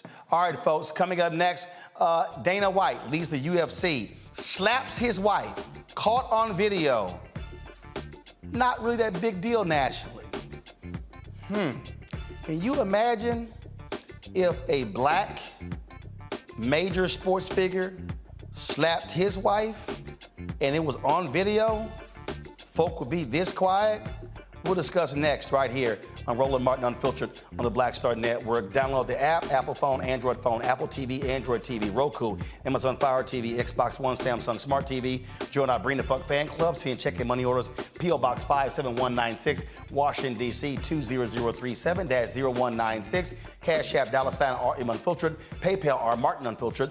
Venmo is RM Unfiltered. Zelle is Roland at RolandSMartin.com, Roland at RolandMartinUnfiltered.com. And be sure to get your copy of my book, White Fear, How the Browning of America is Making White Folks Lose Their Minds. We'll be right back. Hatred on the streets, a horrific scene, a white nationalist rally that descended into deadly violence. White people are losing their damn minds. As an angry pro-Trump mob storms the U.S. Capitol, we've seen shooting. We're about to see the rise of what I call white minority resistance. We have seen white folks in this country who simply cannot tolerate black folks voting. I think what we're seeing is the inevitable result of violent denial. This is part of American history. Every time that people of color have made progress, whether real or symbolic, there has been what Carol Anderson at Emory University calls white rage as a backlash. This is the rise of the Proud Boys and the Boogaloo Boys. America, there's going to be more of this. Here's all the Proud Boys, guys. This country is getting increasingly racist in its behaviors and its attitudes because of the fear of white people. The fear that they're taking our jobs, they're taking our resources, they're taking our women. This is white fear.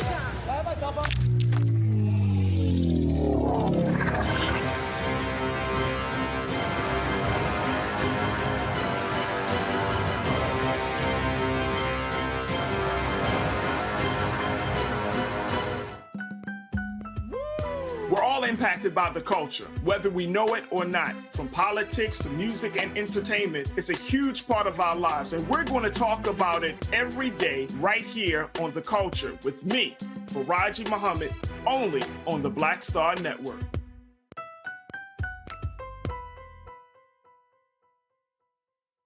Ha ha ha ha ha ha ha yeah. Hey, I'm Antonique Smith. What up, Lana Well, and you are watching Roland Martin Unfiltered.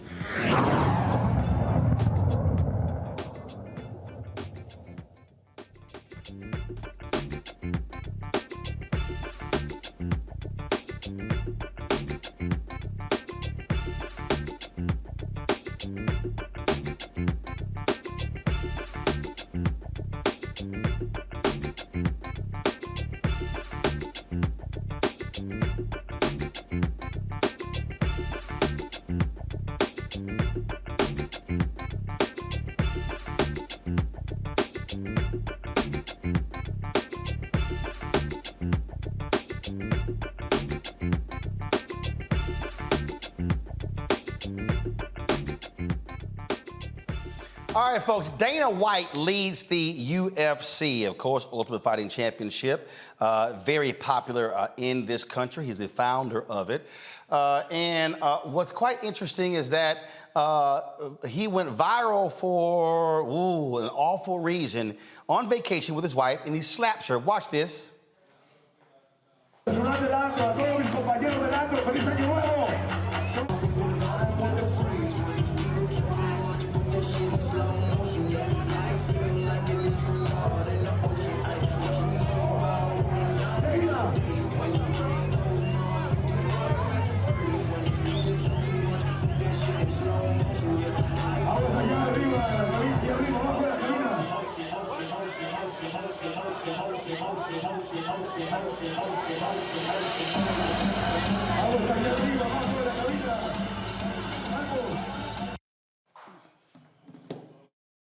Now, White apologized, saying, "Oh, it shouldn't have happened. That he and his wife they were arguing. Oh, this should not have happened. You're taught never to put a hands on a woman."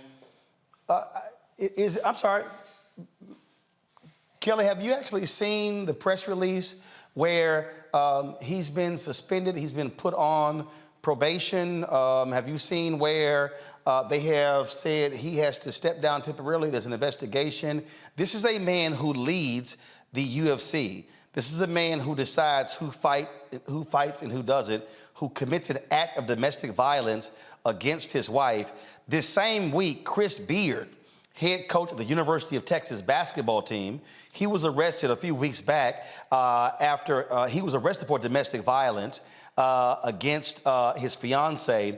She then came out and said she shouldn't have called, it shouldn't have happened. University of Texas said, nah, don't matter. He's gone. He had a 7-year guaranteed contract, $5 million a year for 7 years. He gets fired. But it's interesting how folks are so quiet about Dana White. I mean, it's not surprising that you have someone who is notorious for doing dumb stuff, basically becoming Teflon and getting away with it. You're asking me, have I seen anyone else in this predicament? I mean, I can recall Ray Rice losing everything he worked hard for because of a domestic violence incident. And that was after the press tour with his wife, in which they were both in counseling and they were both apologetic. And I'm not saying that, she was at fault in any regard, but the fact of the matter is the parallels are there, and that they were both taped. They're both in high profile positions, and one man does not have the career that he could have, and another man not only has his career, but is, slated for even more greatness, so to speak. And the only factor difference between the two, as far as the two situations, is that one's black and one's white. Take that how you will. But I use the example, Matt, of Chris Beard, white head coach. He's fired. University of Texas fired him this week. Dana White no longer owns the UFC. It's actually owned by a talent agency that Ari Emanuel leads. Ari Emanuel is quiet about this.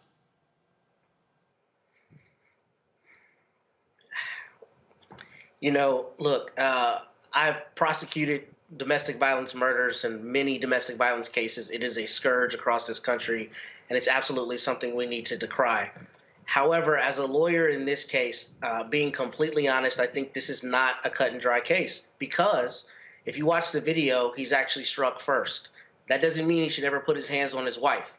But if this were taken to a prosecutor, they might consider this a mutual combat situation.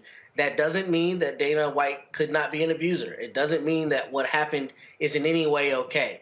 But with the Chris Beard situation, you don't necessarily have evidence of there being any kind of potential self-defense. Here, the video is clear that Dana White was struck first. I'm not defending him, but that does add a different contour, and I think the conversation has to be different. Now, if this were a black man in his stance here, or in his position, there's no question that he would be castigated more than Dana White is, and I completely agree with that principle. I think, however, this instance is a little different because there is on video evidence that he was struck first, and I think that makes this a different analysis, frankly. We're not actually having a legal conversation, because I'm going to use the University of Texas example as a part of this. Beard's fiance said, I shouldn't have called. He didn't choke me. It wasn't a fight, even though he was charged. Their deal was, doesn't matter. We still are firing him because of the conduct.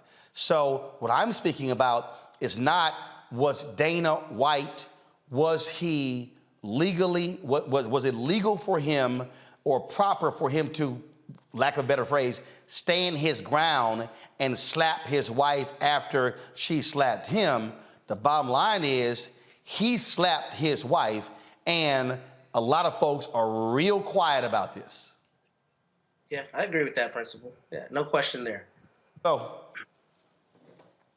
I agree. I agree with you. No, I said Michael. Yeah, if this were an African-American athlete or president of, if everything else was the same, but these were just two African-Americans, it'd be totally different. The media coverage would be different. I haven't seen anything on MSNBC really about this. I saw a clip on Instagram. That's where I first saw about this, a clip on Instagram about it. CBS Sports has an article that came out yesterday that talks about it, and it talks about the delay of the debut of Dana White's new Power Slap Fighting League that was going to debut January 11th. No pun intended. Power Slap Fighting League. Power Slap Fighting League. It was going to debut January 11th on TBS. It's been pushed back to January 18th because of the backlash.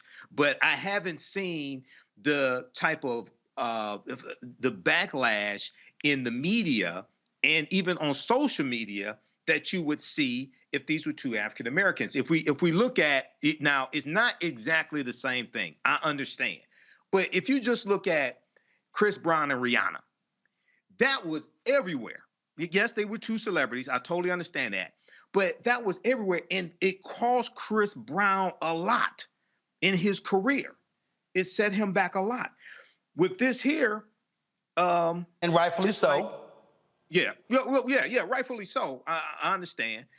But with it now, you also have to understand this is after you had a guy who said on tape that he grabbed women by the vagina, and he became president also.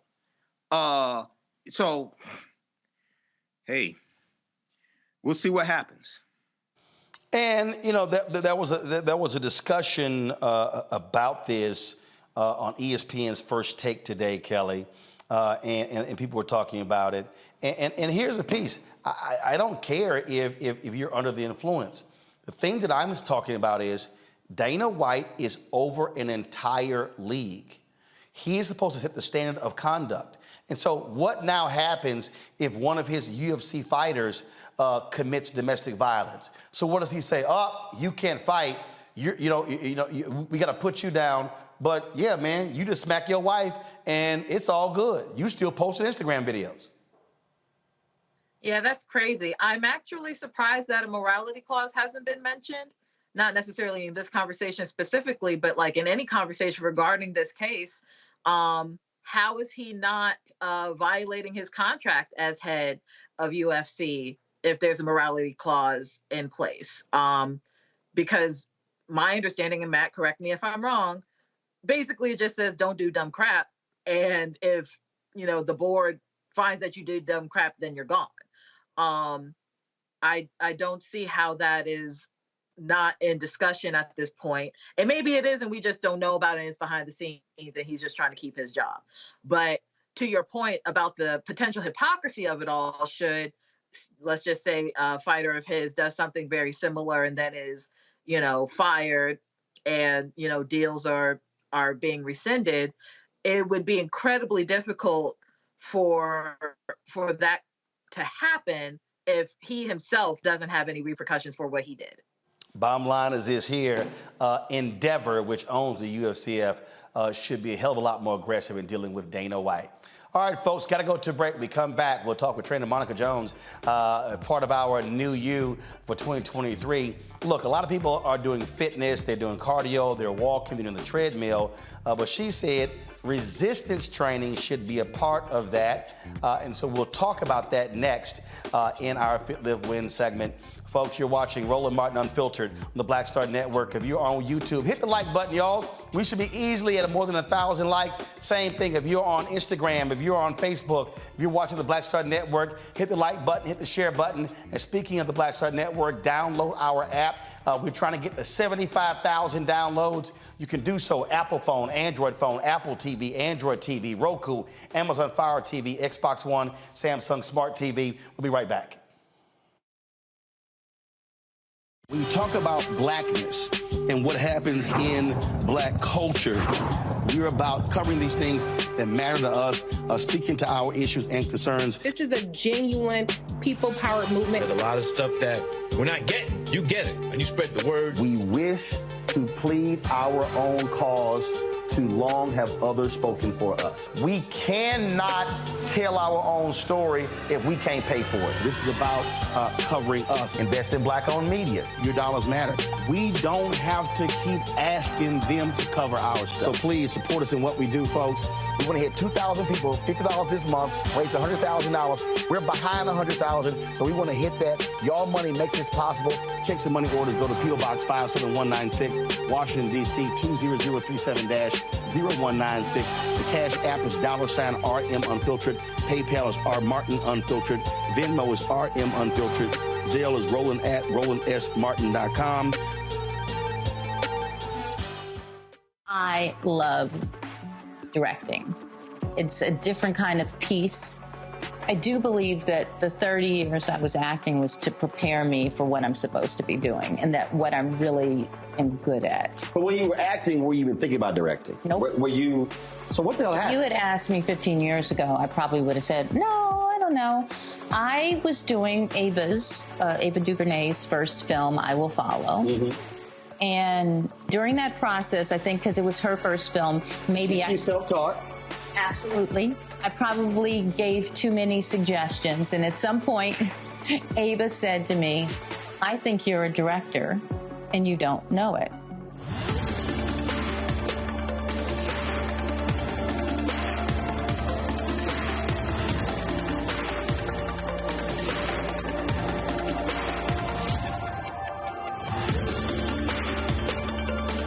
It's Kim Whitley. Yo, what's up? This your boy Ice Cube. Hey, yo, Peace World. What's going on? It's the Love King of R&B, Raheem Devon, and you're watching Roland Martin Unfiltered.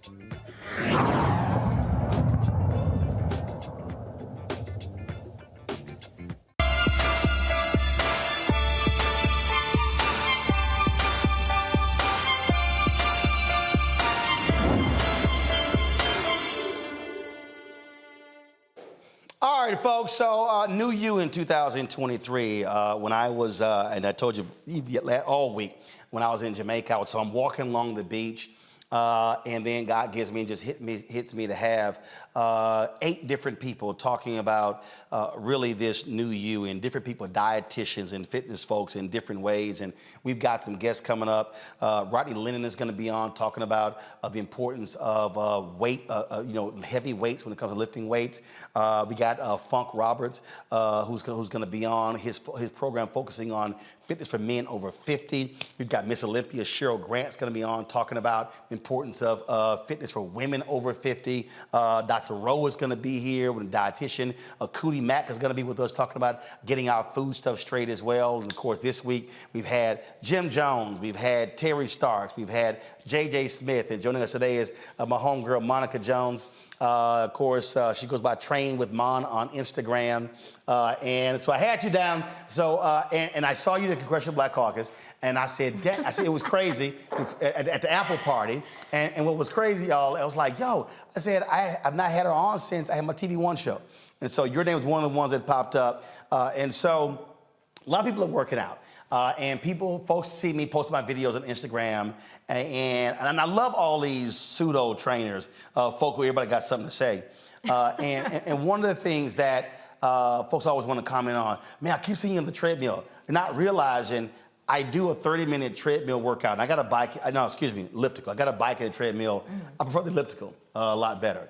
What they don't realize is when I get done with that, then I do resistance training with my bands. Yeah. And I do have weights, I do have dumbbells, I do have other things as well, but I really prefer the bands, but I can do different things with it. So talk about why the resistance training, why does that matter?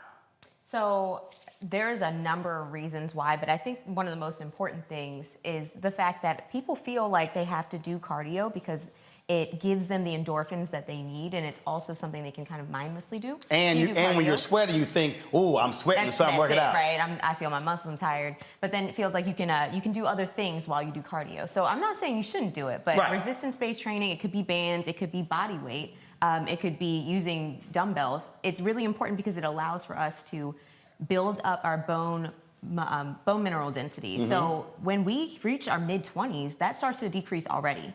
And then just take into account smoking, partying, drinking, doing all those things. It also slows down our ability to create new bone while we are getting rid of the old bone. Okay. So whether you're looking at osteopenia, which is really big with women getting into their 30s, 40s, 50s, or your osteoporosis, where just your bones are more brittle, resistance-based training is why we need to keep that calcium up, make sure that our bones are strong. So I'm gonna go back to let's start with one. So when you said resistance training with body weight, what does that mean? What does that look like?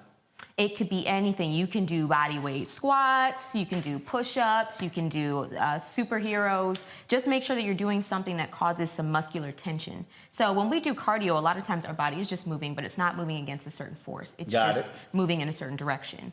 But when we do training for our muscles... So even if we're doing cardio, that's why when on the machine where you can increase your level of resistance. Yes, that's why it's important. So even if you're doing it, jack that up, that way it's not just you, even playing, and you just basically just walking fast, you're actually pushing against something. Yes. Okay. And that's why if you're gonna do some cardio-based training, elliptical is great, or if you're gonna walk, you wanna walk on an incline or walk with some weight on you, because of the fact that it's gonna allow for you to get that resistance in your muscles and allow for your metabolism to boost.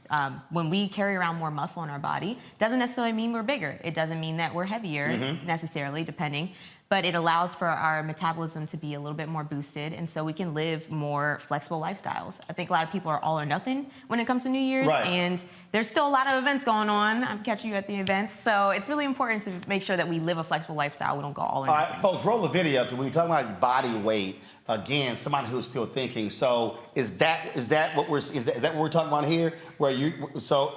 Is that it? So that is cardio purely, but in the same workout, I'm getting down, I'm doing some crab bridges, I'm doing some push-ups. So mixing in some cardio like that with your body weight with actual workouts that have time under tension. So a little bit of a slower count, allowing for yourself to take your time and feel that pressure for your muscles. That's what matters. You gotta cross-train, you gotta have both. Okay, and so, all right, so let's deal with sets and then time. So if we're working out, first of all, how much time are we talking about? I've had some people say after you do like a set, you do 30-second break. Some say 10 seconds. What should we be doing? So start where meet yourself where you are. I think that everybody has to start somewhere. So when you talk about timed intervals, I think it's a great place for someone who is new to resistance training or working out in general. I think it's great because it gives you a time frame to stick to, and you can see yourself kind of getting a little bit better within that time frame. So it truly doesn't matter. I wouldn't put yourself in efforts that are longer than 90 seconds long as a beginner, because that's when you really start to falter in your form, depending on your fitness level, and then you're kind of setting yourself back if you get injured. So when you mention weights, I've seen some of your videos, and some people, again, they're all about heavy weights. Well, others are like, no, it's about being very slow with repetitions. And so let's say somebody's, so what should it be? 5 pounds, 10 pounds, not trying to be so heavy, but doing more reps? You want manageable at first, manageable but challenging, and it really depends on who you are. So that's why you need a trainer. Make sure that you get someone to guide you, because a lot of times we'll scroll down our timeline, see different things. Someone's doing cardio, someone is, Olympic lifting heavy weights, and it can become confusing. Stick to that one thing and try to see how it progresses for you, and then see how you can challenge yourself as you go on. Okay, so let's talk about resistance bands, and they're all different types. They're light, medium, heavy. You can place them on your ankles. You can place them on your thighs, and you can use them in so many different ways. Yes, and you can take them anywhere. Right. So resistance bands are incredible. I use strength bands, so they're a full loop. Yep. That's a strength band. So basically, you're able to do all kinds of workouts, whether you're anchoring them to something or you are just holding on to them yourself and creating the resistance. You also have resistance bands that have handles for those who have like delicate hands, but you want to make sure that you're using these with control still. Although it's giving you the resistance, moving too fast. So when you say with control, not trying to go fast completely, but really take your time going up and coming down to feel the resistance. Build up to it. I think that our confidence builds when we do resistance-based training because it is something that is a little bit more challenging for us.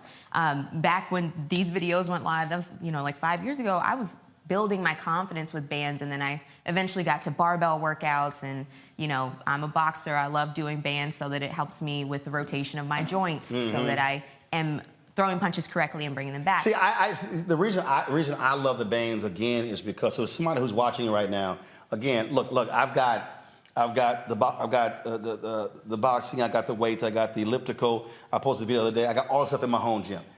But you may not have a home gym. This allows for you can attach it to a door, and you can do it in any room. And then if you're traveling, you can do it at your family's house, if you're in hotel rooms, and it allows you to be far more mobile. Yes, it allows for you to go anywhere. And that's one of the main excuses that there is, like, I don't have time. Like, you better bring those bands to work.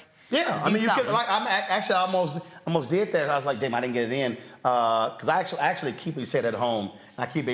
I travel so much, I literally have one that's just for travel because otherwise, you forgot or whatever the heck. And again, you can move them around. Let's go questions from our panel. Matt, you first. I guess the only question I have is there a difference between body weights and resistance bands or anything else as it relates to efficacy in building muscle? So yes, eventually you want to cross-train with all. It's really good to make sure that when you use bands and things like that, they're allowing for you to get a little bit more stabilization through your joints. And resistance-based training, whether it's with bands or weights, it really helps when you build that time under tension and your muscles starting to feel it. You're building a mind-muscle connection. If we're not challenging ourselves to do that, it makes us a little bit more sluggish and not as sharp in our older age. So aside from our bones getting less dense, it also causes us to not be as sharp mentally. So we're falling more, we're breaking more when we fall. And our joints are just as important as our muscles, but our muscles are what support them. So if we're not actually building our muscle and our joints are taking all of that that wear and tear day to day, opening doors, holding babies, whatever it is, driving cars, then we're going to be injured no matter what. Kelly? Sure. So when it comes to strength training and the like, how do you feel about like the supplements that a lot of people use in conjunction with? And I guess a follow-up question for that is, as we get older, pain management is something that I think about a lot because, I've been injured. I've broken my ankle so many times doing sports and dislocated this, that, and third. So even though I'm young, my joints feel older than I am. So how do you reconcile that with the strength training that you have to do in order to keep those muscles and joints healthy? With supplementation, you want to make sure that you know what it is that you actually need. So a lot of people use caffeine or pre-workouts so that they can just get there, right? But maybe you just need to make it easier to get there. So I always tell people don't rely on supplements. Make sure that you're getting everything you need within your diet first, within your intake, and then try to add things if you need them after you've established a good routine. So actually eat it versus taking the pill. Yeah, and hydrate yourself. Know what the signs are to that fatigue or that headache or that muscular ache. Maybe it's not just the fact that you're old. It's the fact that you're just lacking something. You're deficient. Michael, question, 20 seconds, go. All right, can you talk about the relationship between cardio and lifting weights and lowering blood pressure? Because I've been using it to working out to lower my blood pressure. Talk about that, please. Yeah, absolutely. So all of it is going to be a challenge to your heart, no matter what you do. When you move your limbs away from your body, above or around, it's going to cause your heart to work harder, and it's going to cause your lungs to work harder. So when we do that, we're allowing for ourselves to increase the amount of recovery that we need through our entire body. It takes a lot of that pressure away from our actual heart and away from our arteries and allows for us to get better blood flow.